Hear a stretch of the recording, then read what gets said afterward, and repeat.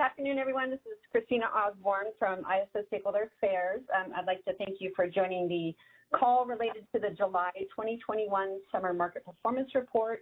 The report can be found out on the Reports and Bulletins page under the Market and Operations tab on ISO's website. It's also available on the Miscellaneous Stakeholder Meetings webpage, and there you'll also find the presentation that we're going to review with you today. So we do have Guillermo Batista Alderete, Director of Market Analysis and Forecasting. He's here to provide an overview of the report, and he's joined by a few other members from his team, including Rahul Kalaskar, Zhu Liang, Amber Motley, and Abhishek Hundawali. So we are recording the call, and we will post the video file out on the Miscellaneous Stakeholder Meetings webpage with the other materials. It will be there for a limited time for your convenience. So if there's anybody that you know that wasn't able to listen to the call, or if you want to go back and listen to it, it will be available probably by the end of this week. So we do ask that you request permission from the ISO before reprinting any related transcriptions. So we will pause for questions throughout the presentation, and I'll provide instructions at that time for how to either ask a verbal question, or you are also welcome to send your question in the chat to either myself or to all of the panelists. So with that, I'd like to turn the meeting over to Guillermo. Thank you, Christina. Can you hear me okay? Yes, thank you. Okay. Good afternoon, everybody. Thank you for participating in this call. This is a call to go over the main items that we have for the July performance report. As you may recall, this is a tailored report to cover the summer readiness conditions that we are facing for this summer, given all the interest that are around the conditions of the summer per se, but also on the enhancements and how they are working so far. We have posted the report. I will elaborate that we reposted the report with 3 small corrections and improvements to make the numbers more clear, and I will elaborate which changes those are.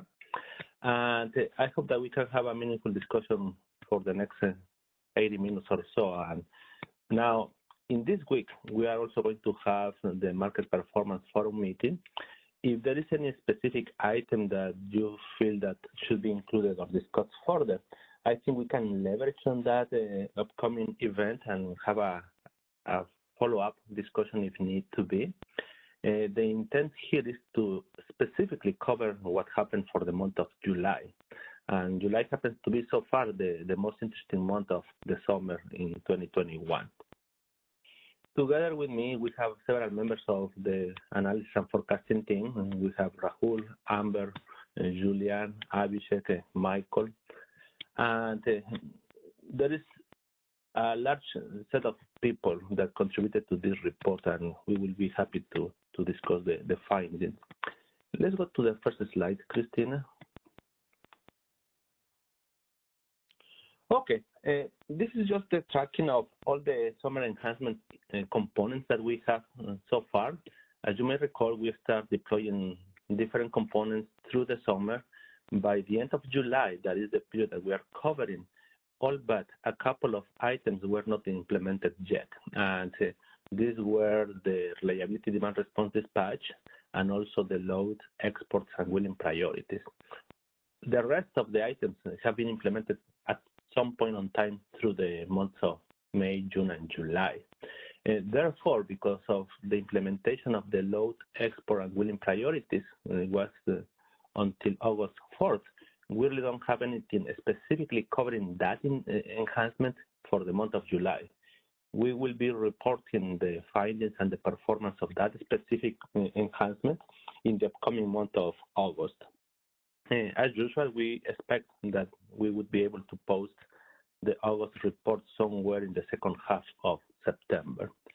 That said, we still have exports, loads, and wheels in our system, but they happen to be under the old-fashioned methodology and logic that was still present as of August 3rd.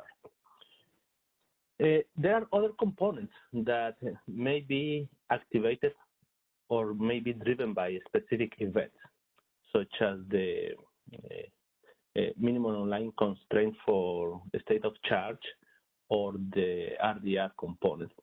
There are others that are permanent and may not have trigger given that they are event-driven. And through the report, we're going to find specific sections when we try to assess the performance of those specific components. Next slide, please.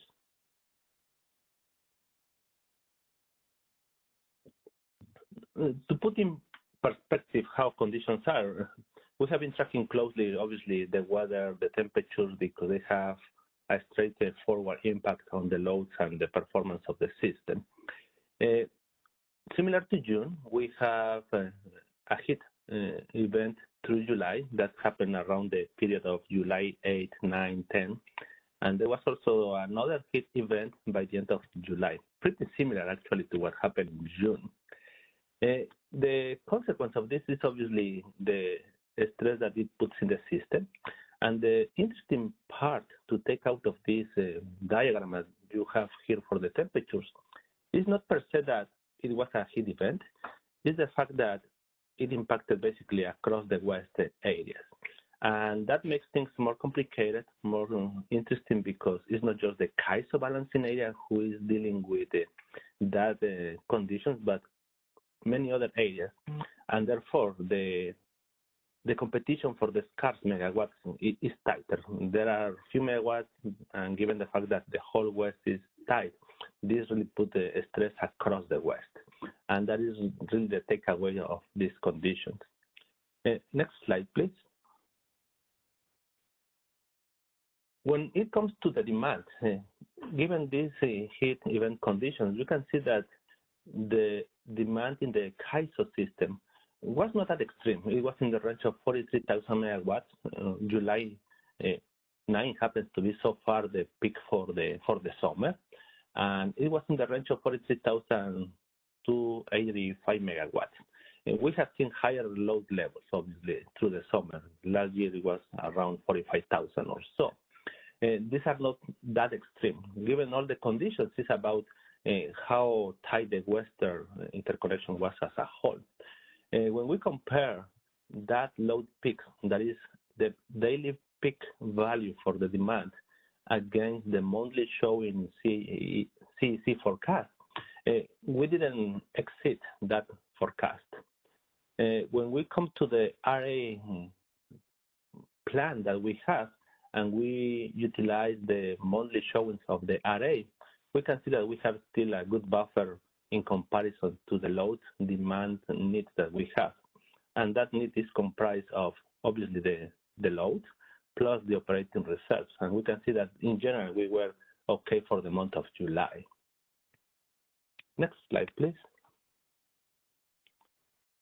One of the conditions that we have been working closely through the summer is these energy conservation calls, flex alerts, that help us to shape the peak loads. And for the month of July, similar to June, we have a few days in which we have this call for conservation. It started with July 9th, went through the 10th and the 12th, and also at the end of July. Our forecasting team does some assessment to try to estimate what would have been the load otherwise. Effectively, that allows us to estimate the conservation that these calls have in the overall demand of the system. It varies by days, naturally, and there are a couple of interesting points here. The first one is that on July 9th, the estimate is given as basically no conservation observed. And somehow it makes sense. We were coming into the weekend. It was basically a call that was after the day ahead, so it was a very short time to react. We would expect that the subsequent days would observe a more meaningful energy conservation, and that is indeed the case. When you look at July 12th, you can see that depending on the hour, the conservation estimates are up to 940 megawatts. And let me clarify something here. In the report, maybe more straightforward. The range of 380 to 940 is not a range of uncertainty. This is a range per hour. Basically, at one given hour, the minimum value may have been 380 up to 940 in a different hour. It's just a range for the different hours. It's not a range of certainty or confidence in the estimate. And then on July 28, we have some energy conservation. Every megawatt counts, and I believe these conservations are quite important as part of the overall and the suite of solutions that we have to handle the conditions for the summer. Let me pause here before we change topics and see if we have any questions. Thank you, Guillermo. So if you can either ask your question verbally or you can sit it in the chat. It looks like we do have a chat question, but if you want to ask a verbal question, you can select the hand icon above the chat window on the right. If you just dialed into the meeting, you'll want to press #2 on your telephone keypad. And like I said, you can also send your question in the chat. So while we're waiting to see if anybody enters the question queue, Dave Francis, he has a question about slide 4, so I'll go back to that. Is the lower chart showing actual RA availability each hour in July? No, and let me expand on the answer. This is simply the monthly showing the values that we have in advance of the operating date. There are other metrics in the report, and I believe we include one of those in a subsequent slide, in which we go more granular up to what happens actually in the time frame of the market. That one is going to be profiled by hour, because it's going to take into account the actual array availability. It takes into account any resource that came into the system, any resource outages, or the rates. But the slide number 4 is just the plain monthly picture of how things were looking for in the planning perspective before going into the day-to-day operation. And I will elaborate more when we reach that slide in 3-4 more down the road. Great, thank you, Guillermo. I don't see any other questions or any hands raised. So I guess let's go ahead and move on. And if anybody does have a question, feel free to raise your hand at any time. Oh, actually, this is the slide I was referring to. Now, when we move from the planning month ahead into the day-to-day operation, this is a representation of the actual supply available, including the array or any capacity that is above array, following Dave's question. There are 2 sections of the capacity that is made available into the market, the total supply. The one in blue, the shaded area in blue, stands for all the capacity up to the array values. For any given resource, we classify that capacity up to the point of the array level. And the portion in green that is on the top is any capacity that is above the array value. It could be a resource that has partial array. The portion on top is going to be considered above array. For a resource that is participating and coming with supply into the market that doesn't have array, everything is going to be in green. And this is obviously hour by hour, day by day, based on the more recent information that we have by the time we are going to be running the market. So this is the most precise picture in the day-ahead time frame of the actual array availability. In comparison to that supply, we have some trends here in purple and black, dotted black lines, and they stand for the demand side. We covered in the shaded areas the supply. The trend lines are for the demand side. And when we refer to demand, we really mean the demand plus the operating reserves. And that will be the line in purple, just to give you a perspective in comparison to the supply available, where we stand in terms of meeting our demand plus operating reserves. There is another line that is the dotted one that accounts for the load forecast, for the operating reserves, and also for the self-scheduled exports. And this is all the exports that are self-scheduled. This is just to give you a sense, if we were to clear every single megawatt of the demand imposed on the system, including the self-scheduled exports, how far it would be and whether it would be still in the range of meeting that demand with the supply available from both array and above array. Naturally, this profile also is estimated on an hourly basis. Is, I would say, similar to the one that now we're posting in the Outlook. and it's on an hourly basis. And that accounts for any outage, any rate that is known by the time the market is running. And naturally, the trend is going to be changing through the month based on the conditions that we have. We expect to see higher values for demand around the period of July 9th, and again at the end of the month. That is just following the trend of the weather conditions. The profile of the supply, you can see relatively stays in a good trend and flat through the month. There are ups and downs. There are some portions in a day that you can see it has a minimum and a higher value, and it actually follows the shape of the solar profile, because obviously that is capacity that is coming every day into the system. Next slide, please.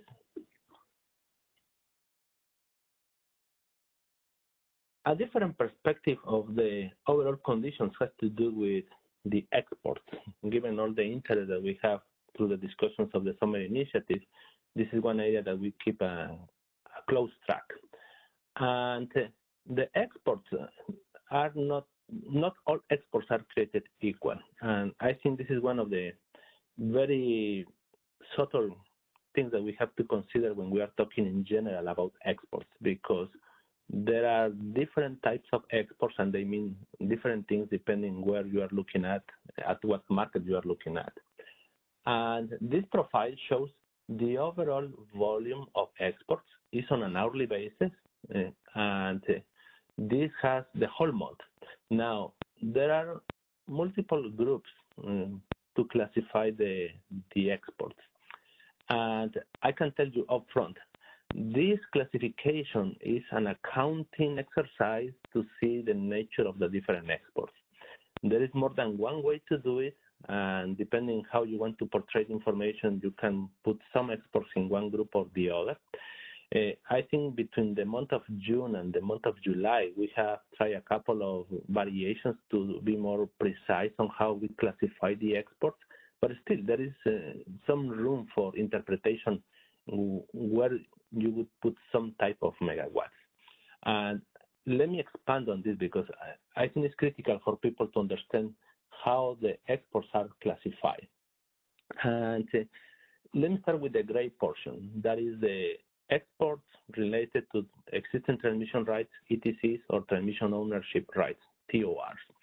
They are associated with legacy rights, and therefore they can utilize that right in the way they deem necessary. Typically, they are going to have a very flat profile. It changes by hour, obviously, but from day to day, you can see that they are relatively stable. These are exports that have a priority TOR ETC. They're going to be with the highest priority. I believe they may be in the range of 5,000, 6,000, 7,000 dollars per megawatt hour. This is the highest priority we can have for this type of exports.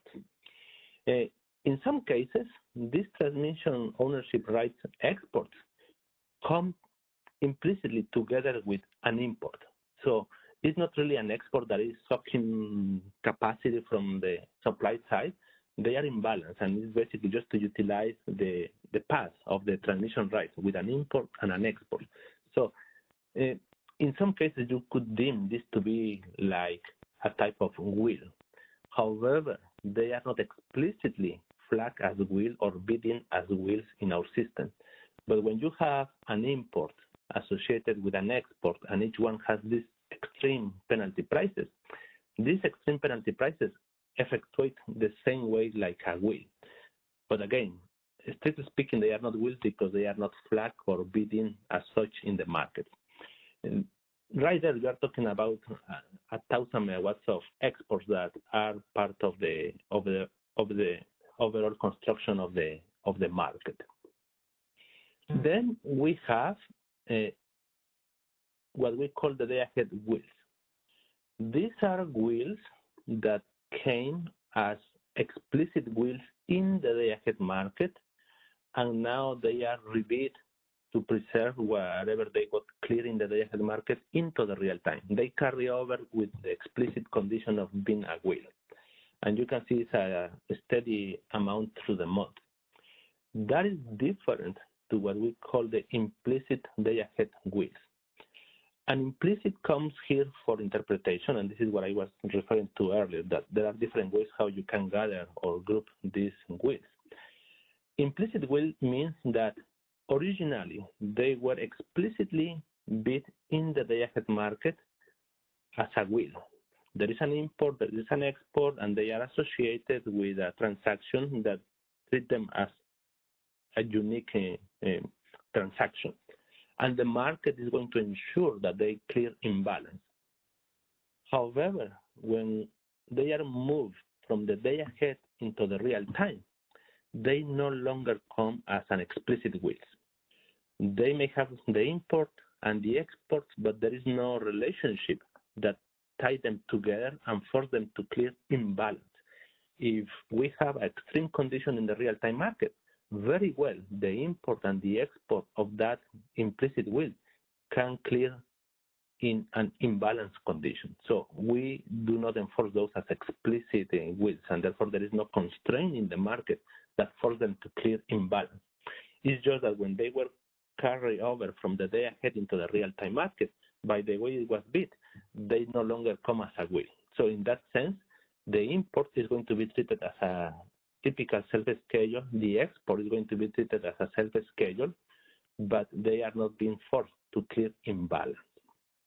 And that is the subtle distinction I want to make against the day-ahead wheels. The real-time wheels are those wheels that came in directly into the real time as an explicit wheel. They didn't come as wheels in the day ahead, and they don't carry over from the day ahead into the real time. They just come straight into the real time self-schedules directly as real time wheels. And then we have the other types of exports: the day ahead priority, the high priority export, PTK, the low priority exports, LPT, and the economical bids. All these are individual exports. These are not wheels with the different priorities. Day ahead priority, DAM, is for those that clear in the day ahead market, and we cover them or protect them with the high priority up to the ROC schedule. Remember, this is the framework that we have prior to August 4th. We're talking about the month of July. Then we have the high priority exports, those that can come into the real time, bid in for an export, and they can show that they have a non-array resource supporting that export. We have the LPT, low priority, for those that are just directly self-scheduling into the real time. They don't show up any non-array resource supporting that transaction. And lastly, we have the economic bids. These are just price-sensitive exports that came into the market willing to clear at certain strike price. This is how we could organize the different exports that we have in the system. There may be different ways to organize it. I believe this is one of the more natural ways to do it, and it's relative. If you put something to be implicit versus explicit or real time, it's a matter what color you code the megawatts. The volume will not change, but beyond the TORs, I believe it's a relative accounting exercise of where you put the megawatts to account for the different type of exports. Let me pause here and see if we have any questions with this explanation. So again, you can send your question in the chat, or if you logged into WebEx, you can select the hand icon above the chat window. If you dialed in, press #2 on your telephone keypad. Marvin, let me know if anybody enters the queue from the audio line. Okay.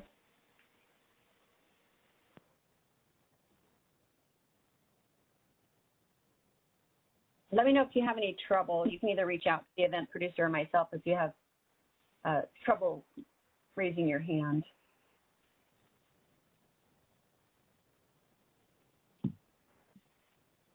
Okay, let's move on. Sure. Given the discussions that happened during the summer initiative, one area of interest is obviously the wheels transactions. Here you have the last 2 months pattern, including June and July. And this is the day-ahead pattern.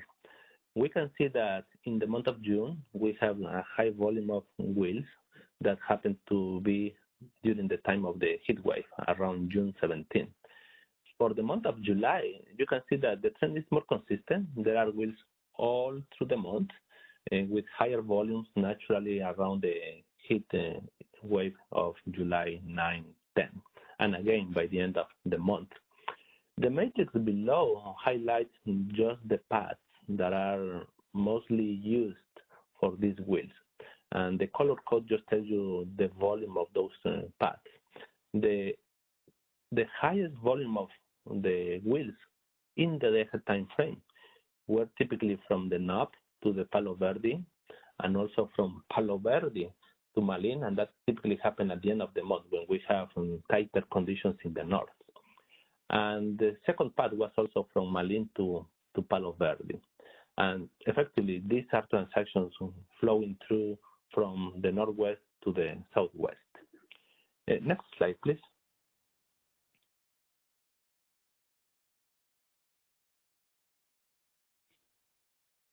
When we move into the real time, this gives you effectively how the wheels were reconfigured once we are in the real time. If they already cleared in the day-ahead market, they may reposition their transactions into the real time. They can be just carry over, or they can come with new transactions directly into the real time. And here you have the main groups. We have TORs that we know are kind of fixed and given transactions. We have the day-ahead in orange, and you can see that they were mainly happening around the heat wave days. We have the day-ahead implicit, that basically they just carry over from the day-ahead into the real time, but they lose the feature of being a wheel. And the purple one is reflecting the real-time wheels. And what is very interesting is that for the data of July 9th, in addition to the wheels that we have from the day ahead, there were about 500 megawatts more of wheels coming directly to the real time. And given the conditions, they are going to, they clear. And the other period in which we have some meaningful volume of real-time wheels was around July 29th. Next slide, please. Another area is related to the static imports. These non-resource specific imports, and the benchmark we use is effectively the static imports, those that are non-dynamic and those that are non-pseudo-time. And we have the tracking for both the day ahead and the real time. If we take into account only the static imports that are associated with array capacity, and we subset for the period of time to be weekdays and also the effective hours, hour ending 17th through the 21st, this is the profile that you get. And the different colors stand for the different bit ranges in which these array imports are bidding into the market, day ahead and real time. And the dominant color, the one that is either dark blue or light blue, stands for either self-scheduled imports coming into the system or with economic bids at or below $0 per megawatt hour. And you can see that any other color is going to reflect that there is a price that is greater than zero. And overall, it's in the range of 97–98% of the volume of all the array imports that are coming into the market at or below $0 per megawatt hour. And you can see through the month of July, there are some interesting trends. Naturally, there is a decrease in the volume and the bits and the clear amounts of those imports. The first one is around the dates of July 10th and so on. And the second one is at the end of the month. The first one has to do with the derates, the forced derates that we imposed on Malin and NOP interties when we have the tripping offline of a few lines north of Malin. That was due to the bootleg fire. And the second period, that was somewhere in July 26th, has to do with a outage on the knob intertie. The portion in orange or red stands for some volume of RA imports bidding into the market at a price higher than zero, and the price range may be up to the $1,000. Do we have a question, Christina? We do have a question in the chat from Michelle Keto. Actually, a couple have popped up. So from Michelle Keto, she asks, are these CPUC only or all RA imports? CPUC only. Hopefully that answers your question. And then Kelly Wells asked if on, wait, hold on, jumped on me here. On the slide showing RA imports by bid price, does this include both resource-specific and non-resource-specific imports or just non-resource-specific? This is only, and I am to be precise on this. The classification we did is based only on static imports. I would say, generally speaking, all the static imports are non-resource specific because we don't include dynamic resources or pseudo-ties. I would have to see if we ever had a resource that doesn't fall into that category and still is resource specific. So the classification we take is simply static imports for CPUC jurisdictional resources. Great, thank you, Guillermo. And then Dave Francis asked about this slide. He asked if we can confirm, if you heard this correctly, is this data only for hour ending 17 through 21? Correct. In the previous month, we included the same metric for all hours, all days, and it becomes very, very crowded. And I think the genesis of this logic is to really focus on these critical hours on weekdays. Thank you, Guillermo. And one more from Tyler Moore. Can you expand on why an implicit DA wheel would be used? It sounds like it is elected by the scheduling coordinator to not require wheel and day ahead to remain balanced in real time. Mechanically, how does an SC identify they want this treatment through their bids? Yeah, and let me clarify, and this is what I was trying to explain. And thank you for the question because I know it may be confusing.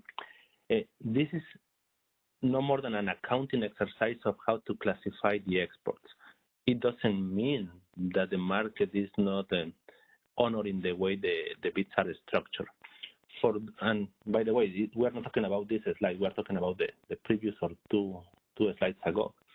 When we have a will transaction, if the scheduling coordinator is willing to have a transaction, an import match with an export and be treated as a will, they have to be explicit and they have to bid accordingly through the cyber application. I believe in the cyber application, they have to define the counter resource when they have to use this willing feature. What happens, and may have not been transparent to participants over the years, is that when the participant explicitly bids in the market, they have full control of how they are going to be treated. However, there is the option that if they don't bid in, we basically create this bid and we have the self-schedule. That is what we call the day-ahead priority. When there is a will that was cleared in the day-ahead market and the participant didn't explicitly rebid as a will in the real time, the logic that we have to keep and carry that transaction over to the real time, it gives the day-ahead priority, but it doesn't carry over the flag of the will transaction. So it loses the will transaction. So it's not that the participant didn't explicitly bid in that way. It's that they didn't bid in, and by the logic that we currently have, we simply carry over that clear award from the day ahead into the real time, but at that point, the will feature doesn't carry over. That was the old-fashioned logic that is no longer in place after the August 4th implementation. So it was not an explicit bid from the participant. It was just the logic that we have to carry over any transaction that cleared in the day ahead and that now moves into the real time, given the lack of an explicit bidding. And again, this is happening in the market. When we come and create this metric, we have the question, right? How do you classify that transaction when you are dealing with the view of the real time? In the previous month, in the month of July, we didn't have this classification of implicit wheels. And for the month of July, we explored these alternatives just to try to give more clarity. Because again, once they have clear as a wheel in the day-ahead market, they will come as self-stagers into the real-time market, and generally, they are going to still be clear imbalance, even though there is no constraint that forces them to clear imbalance. So again, this is only an accounting mechanism after the fact. It's not a logic that is in the market to force them to have a feature that they didn't select. I would like to make sure that that question was answered correctly and see if there's any follow-up. So hopefully that answered your question, Michelle. I just wanted to check with you, Marvin. Anybody in the queue who's on audio only? I'm not able to see any hands. Currently don't see anyone in the queue.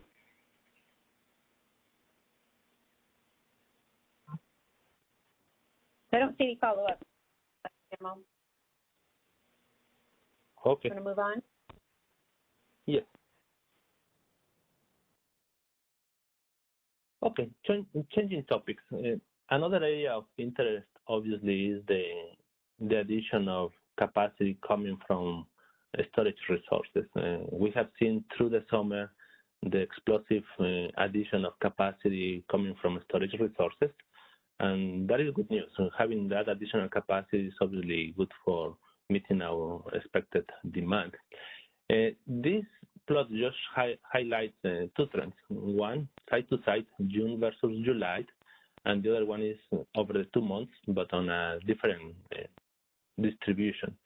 And the first one is to highlight the volume or the maximum dispatches that we have achieved for the storage resources in these 2 months. As you can see, for the month of June, the maximum dispatch at any time that we get for the month was shy of 700 megawatts. That happened around our ending 20. That is the section in blue. When we move a month later, for the month of July, the highest dispatch that we have for storage resources at the system level altogether exceeded easily the 1,000 megawatts.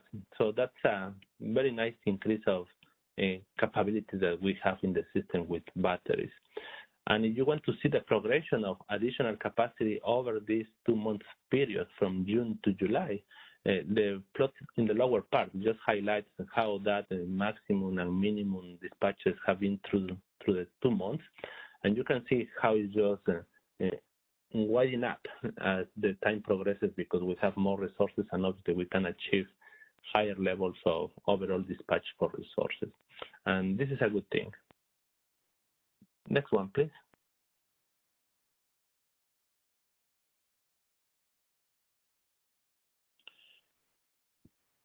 This is a different view of the batteries, and this is for the state of charge, how much energy we have stored in the battery fleet in order to be deployed when it's needed. Ideally, we want to see that we reach the charge at maximum levels prior to the peak so that when the peak comes, we are able to deploy that capacity and dispatch storage resources. And the same story, in June, you can see that our total state of charge was in the range of 3,000 megawatt hour. For the month of July, that grew up over 5,000 megawatt hour. And that's a very fair increase in the capacity for storage from those resources. Next question, please. Next slide, or next, you want to take questions on the storage? Oh, sorry, next slide. Oh, sure. There you go. Okay, actually, we changed topics. Let's see if we have any questions so far. Okay. No problem. So again, you can raise your hand here in WebEx. Use the hand icon above the chat window. On the phone, press #2, or you can send it in the chat.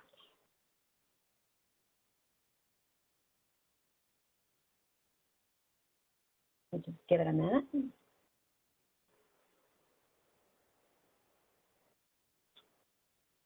Okay, I don't see any questions, Guillermo. Okay. Changing topics, another area of the assessment that we have for the summer has to do with the initiative that we took on to enhance the performance of the capacity test. That was not just for CAISO, but in general for the test, and that means applies to all EIM entities. And there are different ways to portray the information here as well, and I think we have at least two, 3 ways we put it in the report. And the enhancement that we had effective June 15 is that we have added the uncertainty component that we utilized from the flexible ramp sufficiency test into the capacity test. And by having an additional component of requirements on the capacity test, naturally we are going to be putting more stringent requirements, and there will be a need for more capacity to be able to pass the test. And in some cases, this may lead to more test failures. And that is the case. That is the expected condition to happen. You increase the requirements, unless you increase accordingly all the supply, you may be exposed to more failures of the capacity test. In the report, you're going to find 2 sets of metrics. One is when you look at, in isolation, only the capacity test.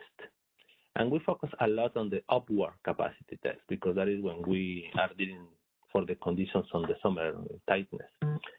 The simple comparison is what is the frequency of failures for the sufficiency test, for the capacity test, with and without the enhancement. With enhancement is adding the additional requirement of uncertainty. Without the enhancement is the old-fashioned where there was no uncertainty accounted for. And naturally, you would expect that you are going to see more failures. And overall, I think the numbers that we have for July is that CAISO specifically, by adding the uncertainty, failed from 4 up to 6. It increased 2 more additional failures by adding the uncertainty requirements to the capacity test. However, when we look at holistically for the whole EIM footprint, we move from having 84 failures with no uncertainty accounted for, and up to 245 failures by adding the uncertainty. So strictly speaking, it's about a 3-fold increase in the frequency of failures in the upward capacity test. And again, that's expected because simply the requirements are higher now to be met. And this matrix gives you one view that is on an hourly profile by EIM entity, and you can see the before and after just to draw conclusions where and who is impacted the most. And when you look at the profile, the 24-hour profile, naturally the most frequent hours of failures is around the peak time, hour ending 17, 18, all the way through 22 or 23. And somehow that's expected because that is when the tightness of the system is going to be more relevant to the conditions of the test. The report also contains a different metric in which we try to overlap the failures of the upward capacity test with the failures of the flexible ramp test, because effectively either the capacity test or the flex test may lead to the same outcome, that is to limit the amount of transfers that the failed entity can bring into their system when they fail the upward test. So there is some overlapping that we can account for to see a more sharp view of effectively the end result, how different it is with or without the uncertainty component. And that metric is also included in the report. Next slide, please. Another enhancement that we implemented through the summer is to impose a minimum state of charge constraint. Given the charge that we assessed in the ROC process, that is in the day-ahead time frame, and when we are in a condition that ROC projected to be infeasible, there is a condition now to impose this minimum state of charge constraint in the real-time market to to ensure that we can preserve the state of charge that was projected to be from the ROC process. We have done some assessment how that has worked. We trigger this actually on 3 days of the month. This is just an illustration for July 28th. The other 2 days look pretty the same. And effectively what you can see here is that for the critical hours that were from hour ending 17 through 21, you can see that the real-time state of charge was, generally speaking, all the time above the state of charge from the day-ahead market. And that means that we preserve the expected charge that we have in the system. That is, in the end, the intended outcome of this constraint. And this is very tailored. It triggers only based on an event. It has to be a rocking feasibility, and these are the days where we really have to implement this or activate this constraint. Next slide, please.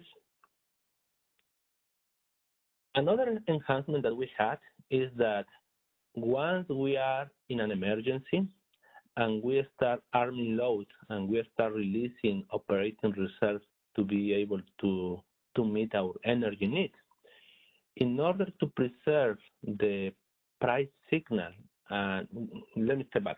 The typical problem has been that once we release more capacity of supply for meeting our energy needs, the prices tend to drop because now we made much more capacity available to meet energy needs. The intent of that enhancement is that when we release that energy and we put it into the energy stack, they would come priced at the bid cap, so that if we have to dispatch that operating reserves that now were released for energy, they will do it only at the bid price cap. And in general, you can see that for this day work well. There are 2 intervals in which conditions change. There are many dynamics in the market that may result in prices still dropping. And there may be 2 intervals in which you may wonder, how can it be that we release the operating reserves, we dispatch the operating reserves, and if you dispatch that energy at the bid price of 1,000, how can it be that your price was about $200 or less than $200? That capacity that you have in intervals 3 and 4 in our ending 20 was dispatched from these resources that carry originally the operating reserves because they were exceptional dispatch.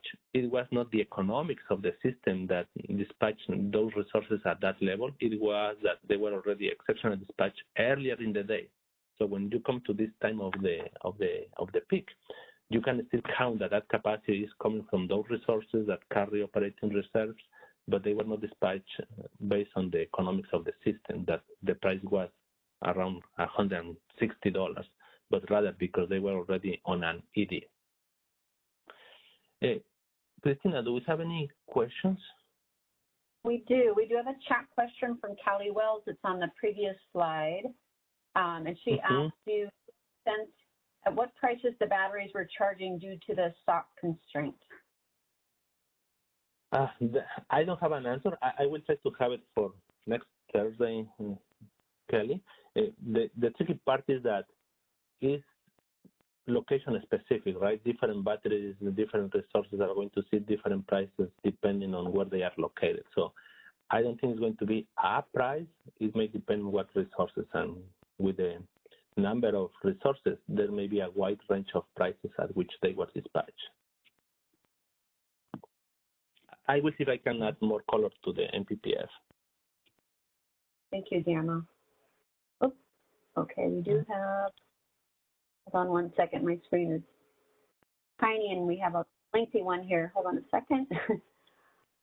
Okay, this is from Ryan Millard. Regarding Guillermo's statement on uncertainty that the failures are expected, this seems overly simplistic if the analysis doesn't account for the potential for 2 scenarios. 1, instances where entities are failing the test but not only infeasible, and 2, entities who are passing the test but not showing sufficient capacity in real time. The analysis provided thus far does not assess these possibilities. Sorry. And he's asking why we're not looking into this further. Yeah, there are different levels of depth that we can go into understanding the failures, and I think he's asking the right question. Can we go deeper than that? Yes, and we will. At this point, that is the information that we have for this report, but given all the ongoing discussions about the resource sufficiency evaluation, there may be a need to further explore into what specifically caused the different failures. Naturally, we will not be able to analyze every single failure for every single entity, but at very minimum, we can take a sample to understand what really happened. At this point, the only result that we have is the end test outcome of the before and after the implementation of the enhancement. Thank you, Guillermo. Do we have any questions, any verbal questions? Marvin? Currently see no verbal questions. Again, you can use the raise hand icon if you use the WebEx information to call or connect. And if you dialed in separately, you can dial #2 on your telephone keypad. Thanks, Marvin. I don't see any other chat questions either, Guillermo. Okay, let's move on. Sure. Okay, now let me move into something more specific. Naturally, July was the most interesting month so far in the summer, including August. And specifically, July 9 was the most critical day because that was the day in which not only the CAISO but other entity balancing areas were going into these energy emergencies alert. And this just gives you a graphical description of the time frame and the different things that were happening that afternoon. And everything was precipitated by the loss of resources. And we have the Malin and NOP interties derated very heavily. And we have other resources that may not have been available in the most critical times. And we started taking actions. We started with the EEA-1 as early as 5 p.m. The most critical time came around 6:32 p.m. when the CAISO started this stage 2 of the EEA-3. It is at this time when we start arming the load, we start deploying the operating reserves. Prior to that, we have already dispatched the reliability demand response resources. We were trying to get more imports through the interties. And once we pass that critical point on time, things start to get better. Eventually, we start reducing the arming of the load from 1,500 anywhere to 500 in the next hour. We still try to secure additional interties on the system. By 9:04 is when we really returned to the stage 1. And again, it was not just the CAISO, it was a tight condition across the West. As far as I recall, no balancing area had to shed load, but it was a close call. I think it was a pretty complicated day across the West, including the CAISO. And naturally, it raises a lot of questions of how our supply was positioned for that specific day. And this is why I want to give you some color in the next slide that are all described in the report.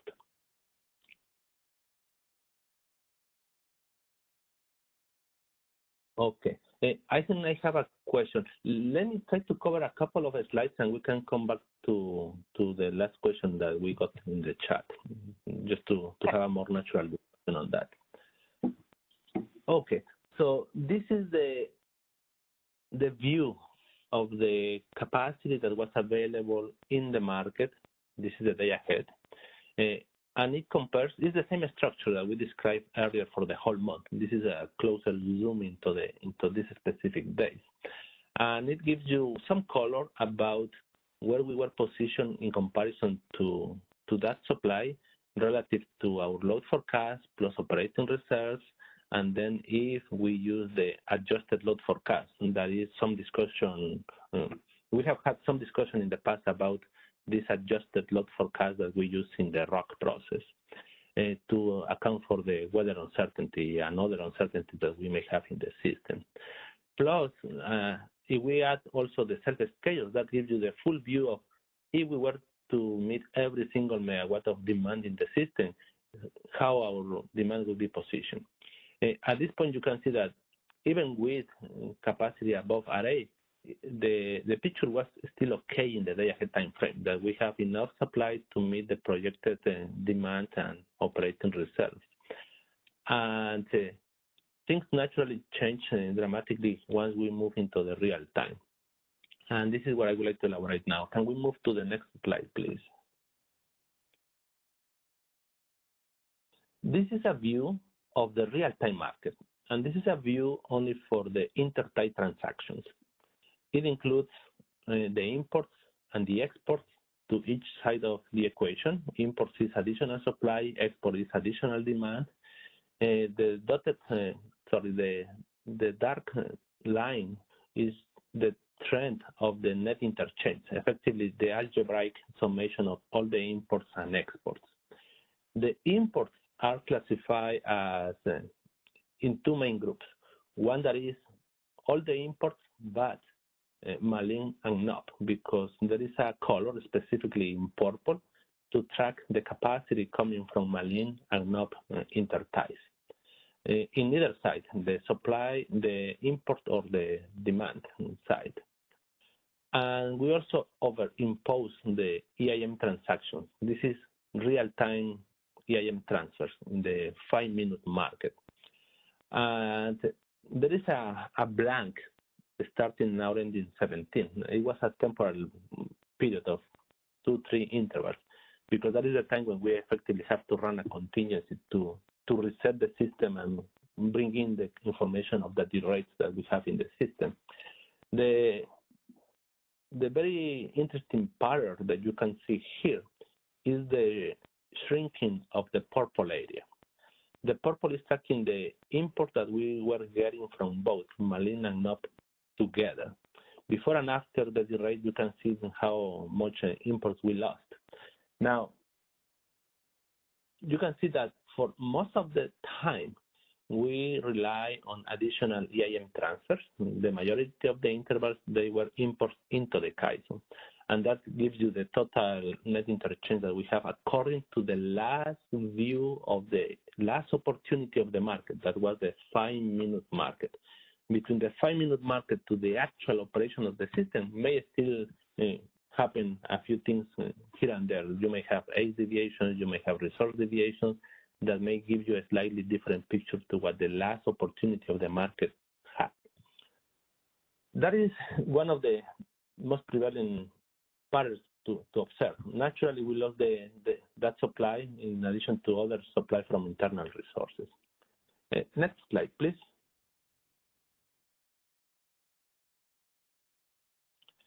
This is the zoom in of the exports, and this has the same breakdown that we described earlier for the whole month. And again, this is just a more granular picture for these 3 specific days.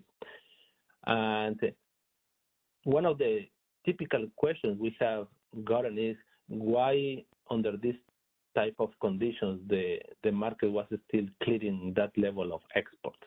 And this is one of the reasons why it's important to understand the breakdown of the exports, because it makes a difference to realize the nature of these exports. If we look at the darker blue, for instance, TOR capacity, again, it's $1,000 and 1,000 megawatts solid that cannot be touched. These are associated with transmission rights, and typically they come in balance with the corresponding imports. So the day-ahead wheels, the implicit day-ahead wheels, are in green and purple. And you can see that they together make an extra 1,000 megawatts. These are effectively wheels that clear in the day-ahead market. And they move over to the real time, and because prior to the August 4, we have this logic in which anything cleared in the day ahead is given a higher priority into the real time. That is still solid. They are going to be redispatched in the real-time market. Then we have the real-time wheels. Given the structure prior to August 4th for the wheels, that the priority is defined as the algebraic difference between the import and the export, they are also going to have this high priority in the real-time market. Then we have the portion in light blue, that is the exports coming with day-ahead priority.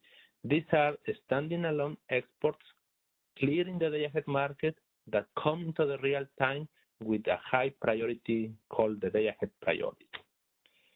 What is left, that is in yellow, gray, and red, is effectively what comes into the real time. Even the PTK, that is these high priority exports supported by non-array resources, most likely they are not going to be reduced unless we are in a power balance constraint relaxation condition, in which at the same time we reduce the exports and reduce our own power balance. That effectively gives you the breakdown of all the exports that were cleared on that day around this time of the day. As you can see, the maximum level of exports, what really happened just prior to the time where we were going into the tight supply conditions. The flexibility that the real-time market has is really narrow to the LPT and the economic bids. These are the variables that the real-time market can redispatch. Anything else, TORs, day-ahead wheels, implicit day-ahead wheels, and real-time wheels or day-ahead priority exports, they have this high priority per the framework that we have prior to August 4th. Effectively, they are going to have high priority, and many of them already clear in the day-ahead market. And when they clear in the day-ahead market, we still have that supply available from Malin and NOP accounted for. So we were imbalanced in that sense. Once we go into the real time, that imbalance is no longer in place because we already lost one part of the supply coming from all these imports and from Malin and NOP. You can see that for our ending 20, there is a significant drop of the gray area, or in general, of all the exports. That is the hour in which we issue about 3,800 megawatts of export reductions in the real-time market. That is the projection that they had foresee in order to be able to balance the system. Next slide.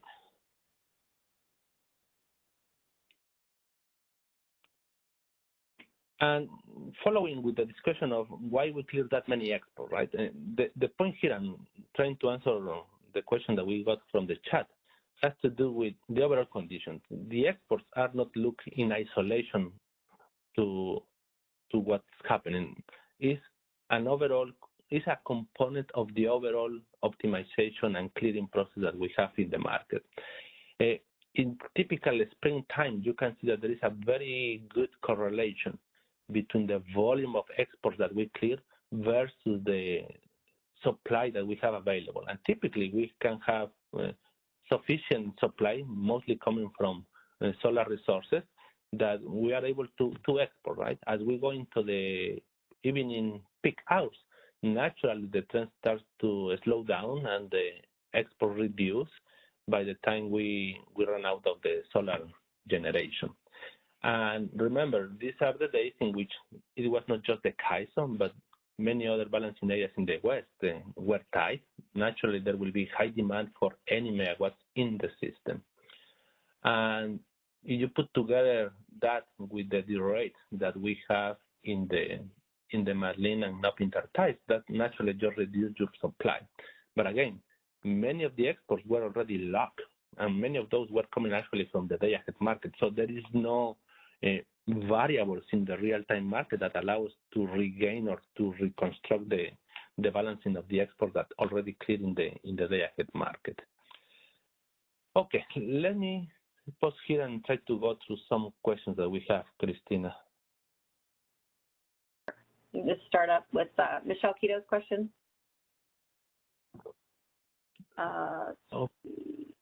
We've had a few in here. So Michelle Quito asked, this is pertaining, I believe, to slide 16. Given that 3 lines tripped at 3:34, why not cut more exports at 6 p.m. before arming load? Similar to the 3,800 megawatts of cuts at 7 p.m. And then she also asked, did CAISO cut any of the wheels if they were not balanced due to the loss of line? Yeah, well, the timing is pretty critical, and I think I have a couple of slides to discuss even more, and I would like to hold that for the time I discuss the timing of the derate. I think that is going to shed some light in how the timing plays here. Sorry, I couldn't catch the second question.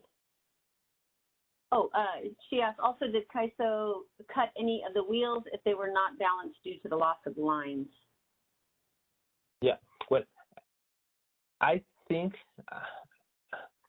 I remember to have checked that information, and I believe there were some hours late in the night where the reduction happened across the board.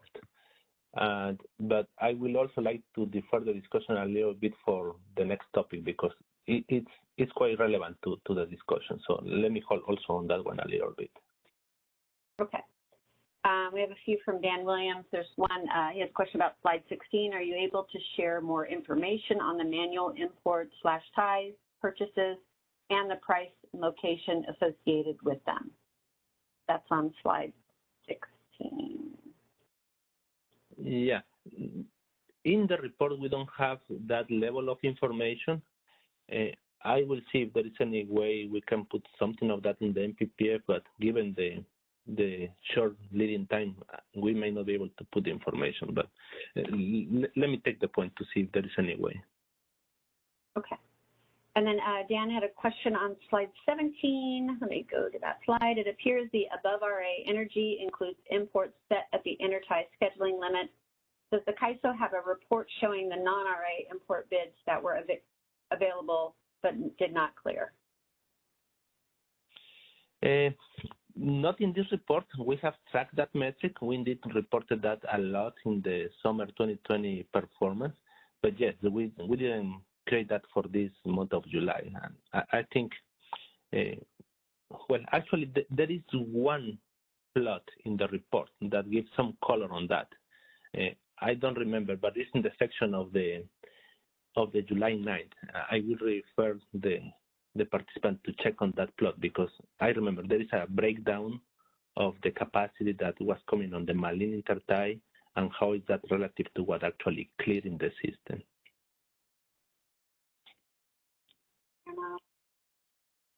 Hold on one second. And then, Marvin, you said somebody was in the queue, but they lowered their hand? Is that correct? That's what it looks like. Okay. Okay. So if you still have a question, your hand.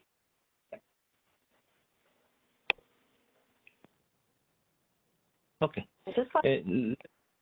Yeah, this is the last part for the July 9th, specific to this discussion. Naturally, we were checking the performance of all resources, and this one highlights the performance of those resources with RA obligation. And this is similar to the metric that we put together in the summer 2020. And you have here in the lower left the capacity associated with RA.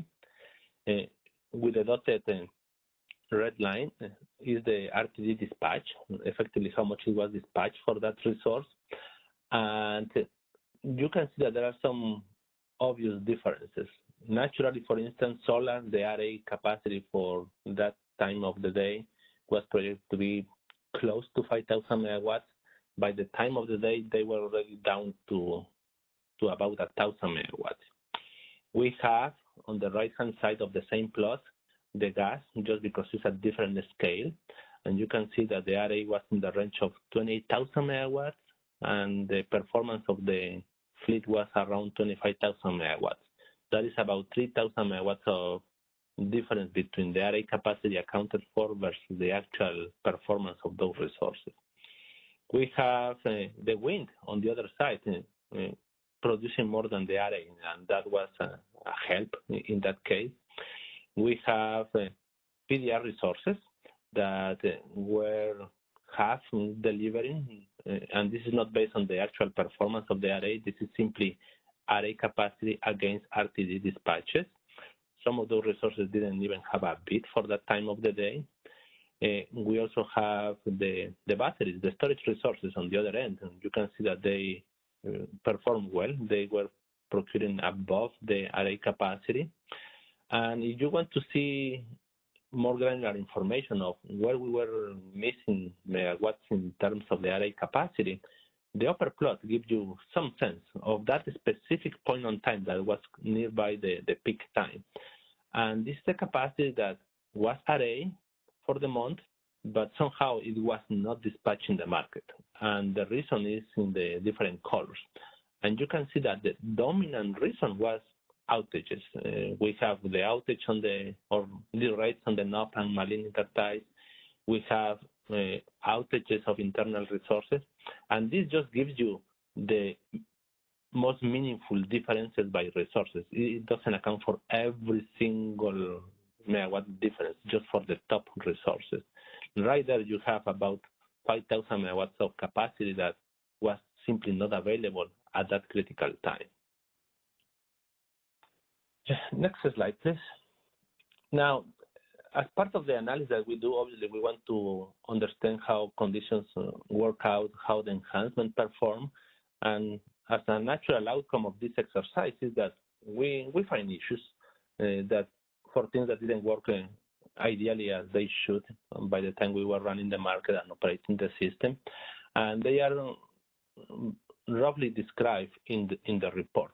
And there are effectively 7 main items that we identified to be things that have to be enhanced, improved, changed. And the first one, I have a couple of slides at the end, is the overscheduling of interties. And this is a concern mostly from the reliability condition, but also from the efficiency of the market. For this date of July 9, once we have these heavy derates on Malin and NOP, we expect that the market could enforce this constraint, and it did. However, similar to other constraints, they were relaxed. And the relaxation of an intertie is not without consequences, because effectively we cannot overschedule any intertie. Eventually what happens is that the operators have to go and manually curtail to regain the feasibility of the scheduling on those interties. The complication here is that this relaxation happened because of the specific penalty prices that we use for intertie constraints, and we cannot change unless we adjust the tariff language. So we will initiate a process to pursue a tariff change in that regard. Together with the derate, we also saw the limits on the markets were not imposed properly because of the loss in translation of ending and starting different outage records to keep track of the derates. There is an item 3 that is more impacting the CRR settlements, and it's not that it happened or it was originated because of the July conditions. What happened is that the July conditions, the derates specifically on NOP and Malin, make it more obvious, more visible that this problem was there in the CRR settlements, and it's just making it meaningful enough to be visible, and therefore we are chasing a fix for that. There is another issue related to the accounting of the storage resources in the ROC process when they are RA. There is a condition right now that is preventing those resources to get a dispatch in the ROC process, and we have to complete the assessment of what should be the right outcome and what changes we need to implement. The item number 5 is also related to the July 9 conditions, and on that day, there was an hour, I believe it's hour ending 20, in which the HASP market projected to curtail about 3,800 megawatts of exports through different interties, but that was the overall volume that HASP was projecting to reduce. Once the HASP market, that is the last opportunity for our interties to clear, we also can clear in 15-minute resources in the FMM market, but the majority of the interties are hourly, and therefore HASP is the last market round to clear those. Once we have that process complete, there is an expectation that now the results go out and the participants are going to tag according to the awards. What we found out through the assessment of July is that there were about 566 megawatts of exports that were curtailed, but when you see the final tag coming back, these curtailments didn't materialize. Effectively, we were expecting to reduce 3,800 megawatts of exports because some of these reductions of exports were not tagged or were denied on the other side of the tagging system. Effectively, we didn't get a reduction of 3,800 megawatts, but we get 566 less of what we expected. That is obviously also a concern because it goes into the tagging rules, and we have to do a full assessment of what rules need to be improved and discuss with other entities in that regard. There was also a software issue in the calculation of the flexible RAM capacity that became evident around this time of the July period, and we're pursuing for a fix. And there is also a process that is partial automated and partial manual regarding the summer enhancement, in which we want to create the incentives for imports to come when we are in this type situation. So it's a type of uplift granted to imports.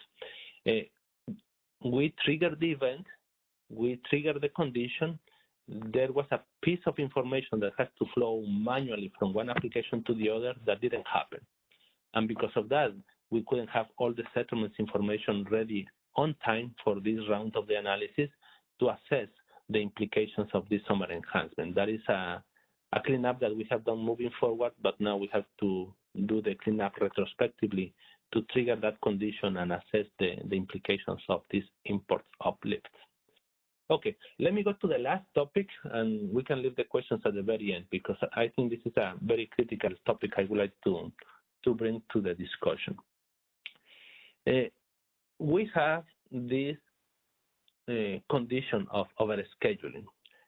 Like any constraint we model in the market, we associate penalty prices to allow the market to relax that specific constraint under certain conditions. And you may be very familiar now with the penalty price discussion and the scheduling priority given the discussions that we have had for last year regarding the exports and wheels priorities. This is not different for an intertie constraint, like a flow gate or a nomogram. Intertie constraints also are modeled with constraints and associated penalty prices. The current logic relies on the fact that it's going to take into account all the system conditions, and the market clearing process is going to rely on not just the penalty price for the intertie, but also the penalty price and the scheduling priorities for any other schedule, any other constraint, including the power balance, the self-schedules of imports and exports. At the end, the market is going to drive towards reaching the minimum cost solution. And in some cases, that solution may be to relax one constraint over the others, given the priorities that we have. What you have here in this illustration is a profile of the different markets for the Malin intertie. The line is the nominal limit on the intertie. The shaded area is the clear schedules on that intertie through the day. And there is one subplot for each of the markets. We go from the rock market, and you can see the flat blue line effectively in the range of 3,000 megawatts for Malin. That is the full capability of Malin. Then, as we go into the real time, conditions change. We have the derate, we have the outage of the lines that require to reduce drastically the Malin limit. We start driving towards a lower scheduling capacity on the Malin as early as our ending 15. And you can see the first step going from 3,000 to about 2,800. And then the effective derate took place in our ending 17. And if you look at the bottom plot, our ending 17 is precisely the time when you can see the derate of Malin goes from 1,800 all the way to 285 megawatts. That is 5 p.m. in the afternoon when we have to fully impose the rate on the constraint. The RTD market was the first one to see that the rate at full because the RTD market is running every 5 minutes. So it's going to be the first one to see the rate coming first. Then the next one to see that the rate coming is going to be the 15-minute market, the ones in red, because it runs every 15 minutes. And then the HASP market is going to see that the rate later on, up to 1 hour later, because that market runs once an hour. So you can see that they align perfectly given the timing of how frequently they run, 5 minutes, 15 minutes, hourly. Therefore, by the time you know what the actual rate has to be in the system and we put it into the system, it's going to take effectively up to an hour later for HASP to realize that now there is a rate, even though RTD or the 15-minute market already saw the rate, but they cannot really do much because, again, only the HASP market is able to rebalance the interties. They are clear only in the hourly time frame. FMM and RTD are basically consuming the tagging information when it comes. And if operators are manually curtailing, eventually FMM and RTD are going to be able to see that this is the rate. But the HASP naturally is going to take longer to internalize the new condition. And it's just because it takes effectively an hour to see the new condition coming in. If the condition came just after you ran the HASP market, tough, because it's going to take up to an hour for the next HASP run to internalize the rate and be able to clear those interties based on the new condition. That is coming back to Michelle's question as to why HASP couldn't do it sooner, because it couldn't see it. It takes a natural time for HASP to see the condition. Now, the complication beyond this is that if you see the line, the subplot in green, there is a portion in which the line drops from 1800 all the way to 285 and stays flat there. The limit was 285, even though the shaded data in green is telling us that it's about 1800 megawatts of clear awards on the intertie. Right there, that is overscheduling. We were imposing a limit of 285 megawatts on the intertie. We were clearing about 1800 megawatts on that intertie. And that is, can we move to the next slide, Christina? And that is because of the interplay of the penalty prices that we have for the intertie, the self-schedules, the power balance constraint relaxation, that came obvious when you have this type of heavy derate. Under normal conditions, that will not be an issue. But when you have a derate and you have clear awards in the range of 2,000 megawatts, and now you are imposing a derate of a fraction of that, the market is going to be doing these mechanics based on the penalty prices. We cannot change this right now. We couldn't do it at that time. We cannot do it now simply because these are prices that are prescribed in the tariff. It's hard-coded in the tariff that we have to use a penalty price of $1,500 per megawatt hour for the real-time market. And the market is going to use this together with all the other penalty prices to achieve the optimal solution.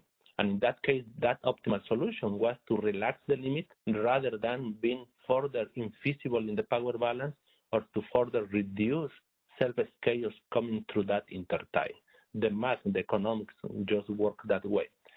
What we want to do is to initiate a process to be able to pursue a tariff change. We are introducing this topic now through this July report. We are going to have a more dedicated discussion specifically to address this issue moving forward, and we expect to have an engagement with participants in the near future to be able to have a pathway to eventually change the tariff language that allows to set up these penalty prices more accordingly to the needs to ensure that these interties don't get overscheduled. The overscheduling is kind of fictitious because the market is thinking that it can relax the constraint, it can gain an extra 14 megawatts of supply coming from the interties. The reality is that once we go into the real-time market, the operators cannot allow the overscheduling to happen, and they will have to cut these overschedules to the limit that is imposed on the intertie. So effectively, the HASP market may be wishfully thinking that we have extra 1,400 megawatts of supply that in real time we don't have. And obviously that poses a reliability concern that we have to make sure that we address properly moving forward. The same logic may happen indeed for the ROC process. Obviously, the market has more time is not a imminent condition to the real time, but the same dynamic may happen in the ROC process, and therefore we want to target the two changes, day ahead and real time. So stay tuned. I think we're going to initiate an engagement with participants in the very near future. We will provide more technical explanation how this economics works for this condition and the scheduling priorities. And we go from there as a dedicated stakeholder engagement. That's all what I have. And I think we're running out of time, Christina. I think we may have time just for one or two questions if we have any pending. Yeah, I don't see any chat questions. If anybody has a verbal question, again, you can select the hand icon of the chat window or press pound 2 on your telephone keypad if you dialed in only. Okay, it looks like we do have a verbal question here. I'll go ahead and open that line. Thanks, Marvin. Hey, Guillermo, this is Michelle Keto from the CPUC. I just had one follow-up question. I'm just trying to understand if you do end up cutting the imports in real time, if it's associated with wheels and wheels have to be balanced, wouldn't you also cut the wheels? And I guess I just didn't see any wheels cut on page 17. Because I thought wheels had to be balanced. Can we go back to page 17, Christina? Actually, no. So 18 or 19, maybe 19. Sorry, 18. Yeah, go to 19. Yeah, so if you look at this, you see all the wheels in green, dayhead wheels, real-time wheels. Those don't look like any of those were cut because they were straight across those entire time frames. But I would guess that the wheels are associated with imports at Malin. Some of them were associated with imports at Malin. And if Malin is down, I would think that the wheels are no longer balanced. Yeah, I would like to distinguish two things, Michelle. One is from the market point of view and the other from the operational reality. This one is the HASP market, and the HASP market is effectively not going to cut any wheels just because of the priority they have. They are above the power balance constraint relaxation. Now, the reality is that we know that, and by the way, these are all the wheels. It's not just Malin. These all the exports, all the wheels for the system. Now, right, but if they're not, but if they're not balanced, like let's say you lose the entire intertie that supports the wheel, you don't cut the wheel even if it's not supported. That's the part I'm struggling with. Yeah, no. If they are explicit wheels, they will be cut accordingly. That means imbalance in the market, but I don't think they are going to be cut just because of the priority they have. We may have to be running into an ITC constraint relaxation first. But my point was that once we go into the actual operation of the system and we have to enforce the limited capacity on the intertie, at that point they will be cut accordingly and symmetrically. That means if we cut the import, it has to follow with the export because they are one transaction. That is a piece I will see we can put some information together. But for the market point of view, yeah, the wheels are not going to be curtailed because of the priorities that are above anything else. And that, again, is prior to August 4th. Okay. I'm still struggling with this, but I'll follow up separately. Thanks so much. I appreciate it. You're welcome. There was one more question. Can we just maybe address that question, and then we'll go ahead and conclude? It's from Callie Wells. Yes. And she's asking, can the real-time market reduce self-scheduled imports even though they are mostly hourly imports? Sorry, could you read the question again? Can the real-time market reduce self-scheduled imports even though they are mostly hourly imports? I wouldn't say it will never happen because it boils down to the penalty prices that we may have. What may happen is that once we clear the HASP, they come with a high priority into the 15 and the 5-minute markets. There might be a condition that we may create in which we can effectively curtail those exports in the market. However, they do not materialize directly just if you go and cut an export in the RTD market, for instance, effectively nothing of that is going to materialize because it's past the tagging time. It's only up to the operator's action to actually go and curtail the export. So nothing will happen through the market at that time. It's already too late. HASP is the last opportunity for hourly interties to be adjusted. Anything else has to be in real time by operators' actions to curtail. Great. Thanks, Guillermo. I know that we are out of time, so if you do have follow-up questions, you can send those to me. I added my email to this slide, so feel free to send any follow-up questions directly to me, and I'll share those with Guillermo and his team. So thank you, everyone, and thanks, Guillermo. Enjoy the rest of your day.